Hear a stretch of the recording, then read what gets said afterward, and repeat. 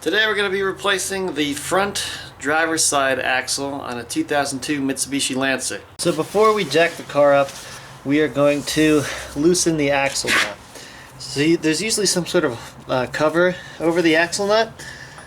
And the reason why we do this is so the weight of the car doesn't let the wheel turn anyway. Go. That's all it takes. Now we're going to jack the car up.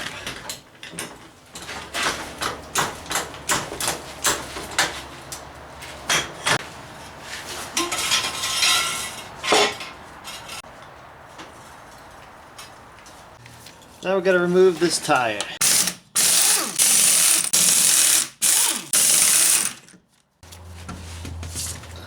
Let's finish removing this axle nut.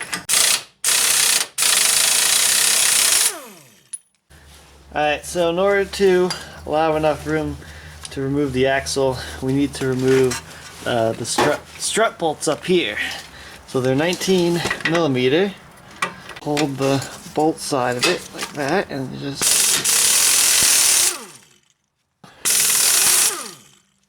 gonna thread these back on for one thread and then just hammer them out. Oops. And then it will come out like that. Next we're gonna remove the tie rod link here. Okay, when you're removing these, you hit the joint that this link passes through. Don't do one of these. You can damage the joint.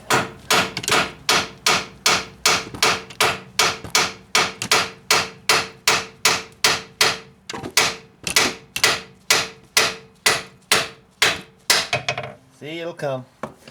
There we go. So now I should be able to get the front of the axle out of here. Don't lose this washer behind the axle nut. It's a little stuck. Let's give it stick a screwdriver up in there and hammer it out. There we go. Alright, now for the hard part.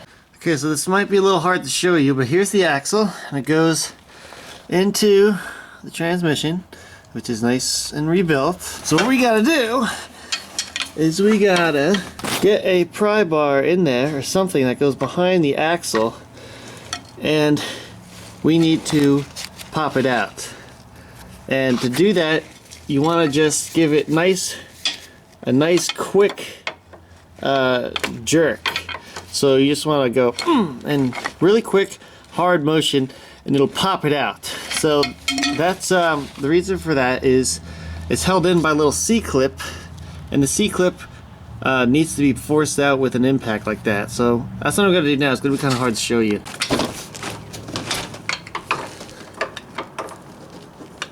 This one took a little while. Sorry I didn't get it on video, but I was getting frustrated. You just put the pry bar underneath and just keep yanking on it until it'll come out. Sometimes these can take a really long time. I actually made a video about how to take one of these out if it takes a really long time. You can click on the link right here. Alright, so let's take this out. Don't forget to put a pan underneath to catch the transmission fluid. Okay, so now we're just going to fish this out of here.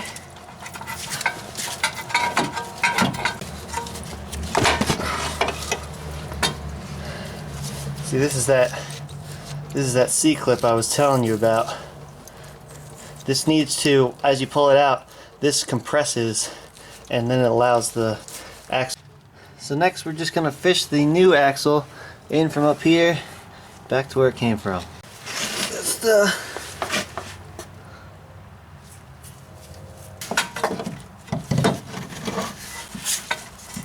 okay, now to put it in, it's the same sort of movement. You gotta have a jerking movement. There we go. It goes in a lot easier than it came out. There we go, but I got it in. Just have to turn the knuckle all the way to the side. And then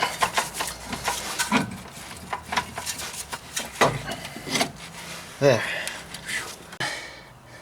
We're going to put the washer on with the round part facing us. And then we have the new axle nut.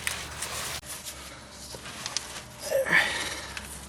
Just thread this on just to hold it. We're just going to put the strut bolts through as well, just to get everything in place.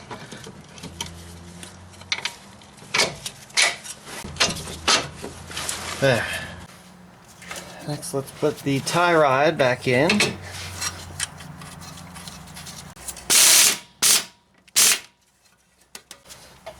Now we're going to tighten up the strut bolts.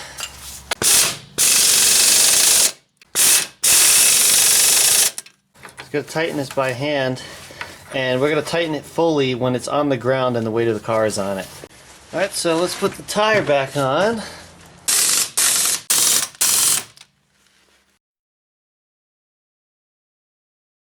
Torque spec for this is 181 foot-pounds. My torque wrenches don't go that high, so I'm just going to tighten the piss out of it. But not too much piss. Alright, next we have to put the fluid that fell out back in. Now it's important to make sure the pan that you're catching the fluid in is clean, because this fluid is going back into the transmission.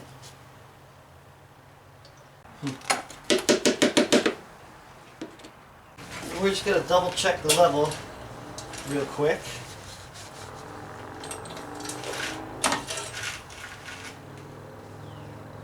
And it's perfect. Alright, that's it guys. That's all there is to it. Thanks for watching. If you can hit the subscribe button, I'd like that a lot. Like my Facebook page. Links in the description. And again, thanks for watching.